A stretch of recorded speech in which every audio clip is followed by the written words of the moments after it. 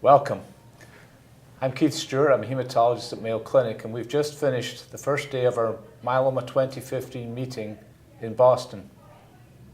I'm joined today by two of my esteemed colleagues, Professor Jesús San Miguel from the University of Navarro in Spain, and Professor Antonio Palumbo from the University of Turin in Italy. We're going to discuss three of the sessions that were conducted this afternoon. And in the first of those, we examined the increasing evidence that perhaps we should treat myeloma at an earlier stage of its development, a condition we call smouldering myeloma. And Jesús, you presented some very provocative data from Spain and talked about your planned clinical trial. Would you like to tell us a little bit about that? Okay, I think the first comment that I should make is about what we understand by a smouldering myeloma. It's an intermediate stage between the MGUS, the benign profile, and the active multiple myeloma. What we have shown, together with the Mayo Clinic and other groups, is that within this group of patients, there are standard and high risk and ultra high risk patients. And are the high risk patients, they are ones that are the target for treatment. We previously shown that continuous treatment with lenalidomide and dexamethasone was associated with a significant delay in the time to progression and overall survival. And now we are trying to prove that this cohort of patients can be curable by using more aggressive treatment, including transplantation, in the setting of patients less than 75 years of age. And this is somewhat inspired by Dr. Langen's work from New York, in which he showed that the combination of carfilzomib, lenalidomide, and dexamethasone produced 100% complete response in these early myeloma patients, thus raising the possibility of cure. Is that correct? That's correct. And we are going to use KRD as induction, transplant, then KRD consolidation, and then maintenance. And in this setting of patients, we are going to analyze the minimal residual disease after each step of the treatment. Dr. Palumbo, how do you react to all of this? Well, I think there's a major concept that is coming. And in the early phases, the disease is much more sensitive than later on. We have been already seeing in myeloma, stage 1 myeloma is doing much better than stage 3. And so more and more evidence are coming that early intervention might be more beneficial because in the clonal evolution of the disease is probably more sensitive. More you wait, more you have additional genetic mutation, and more the disease might become more resistant. So I think that's an important concept, and probably in the future we will have to change the criteria to define when we should start treatment. Very excited to think that we might cure patients by treating them early. Our second But let me say, it's not different from other cancer. If you think in prostate cancer, in breast cancer, in lung cancer, early intervention is always associated with better outcome. Of course, but they have treatments which are surgical and non-toxic. We have to rely on chemotherapies which do have some toxicities. And we saw that today in the presentations. There was, a case with some renal dysfunction, one with some cardiac problems. So let's talk a bit about high-risk myeloma, because that was the second session today. And what did you take away from that session, discussing how we treat the more aggressive myeloma patients? Well, certainly I would say that today we shouldn't divide so much high risk from standard risk. High risk has a poor prognosis, but probably the treatment should be equally intensive in the standard risk, because if you give an intense treatment, the standard risk will do exceptionally well and the high risk will do slightly less.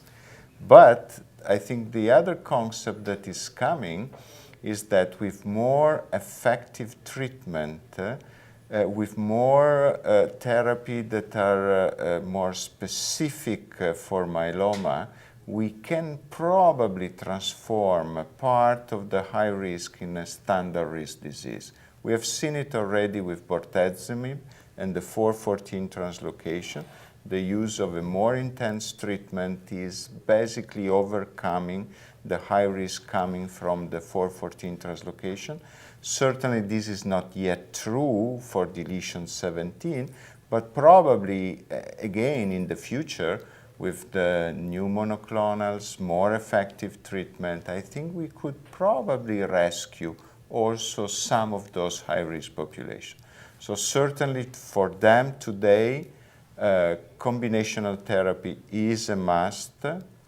Continuous therapy is a must, but probably in the future we might even significantly improve the outcome of those patients.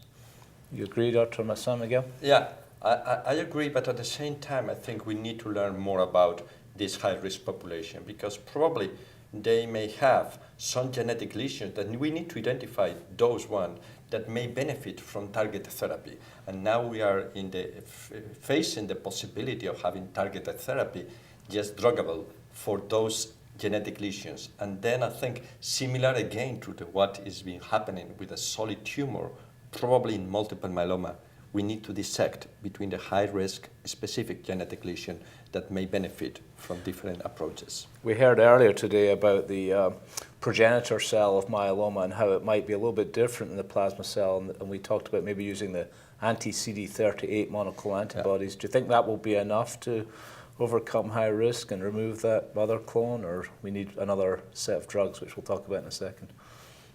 There is the hope. We do not have data today to clearly say this might be an option for the future. There is the opportunity. We have to see it, basically. I think anti-CD38 has shown already high efficacy in multiple myeloma, but at the same time we have experience in patients with very high risk genetic lesions that they have not responded, or if they have responded, that they had relapse very early on. Then I think we need to improve yet. And Dr. Orlowski talked about a clinical trial that's starting in the United States where the drug elotuzumab will be combined with some of our best chemotherapy agents in the high-risk population to see if that will help high risk, but these are clinical trials at this point. The last session today was on new drugs. It's always the most exciting, the drugs that haven't really been explored too heavily in the clinic yet. Which of those caught your attention today, if any? I think inhibitors of exportin are really attractive drug because they can probably help the cell to maintain suppressor genes that may control the disease. And in combination with corticosteroid, they have some high activity in the setting of relapse. You're talking about selinexor, Selinexor, from Karyopharm Pharmaceuticals. Yeah. Then I think this is one of the drugs that attracted my attention. Yeah, very impressive results. What did you think of I would agree this? that both selinexor and rosilinostat, that is the other HDAC inhibitors with a very good safety profile. I think they are the most interesting new compounds coming, probably a help to overcome resistant disease. So I think that's certainly two compounds that will have a future in myeloma. And the latter one, this is a very specific HDAC inhibitor from acetylone, yes? But more importantly, I think, in my opinion at least, is the safety profile. Can be delivered very nicely. You cannot, you know, the discontinuation is low, and probably this might represent a major plus for the treatment.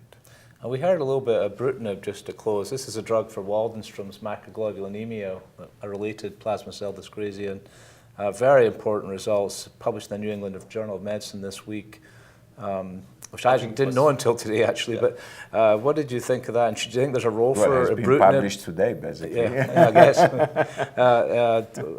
What do you think about the role for that in myeloma? This was fascinating, the data and also the mechanism of action. And this is what I said. Probably if we think about target therapy in the high-risk myeloma, because this was the case, the BTK inhibitor in a case that they have the MYD88 mutation and is activating all this pathway, then there is a clear rationale. In multiple myeloma, I am not sure if it is going to work in the same way, but interestingly enough, we have seen today that this drug mainly acts in the plasma cell compartment, not in the B cell that is what I was expecting. Right. Then I think this is intriguing and probably is worth just to try in multiple myeloma. Any closing thoughts, gentlemen, before we finish? Anything else that caught your attention that we haven't discussed just now? Well, I have just one comment because I think ibrutinib has not been tested in myeloma, but to some extent represent as other drugs that may act on more immature compartment of the myeloma tumor and might be something to test in the future. But certainly, for me, the close comment is that I've never been such a great time for myeloma, so many new compounds, so many opportunity. I think there is a sort of biotechnology revolution, at least for what concern our disease, and I think things might change dramatically in the near future. That sounds like a good place to close, and we'll be back tomorrow to tell you about the results of our second day of the conference. So thank you for joining us.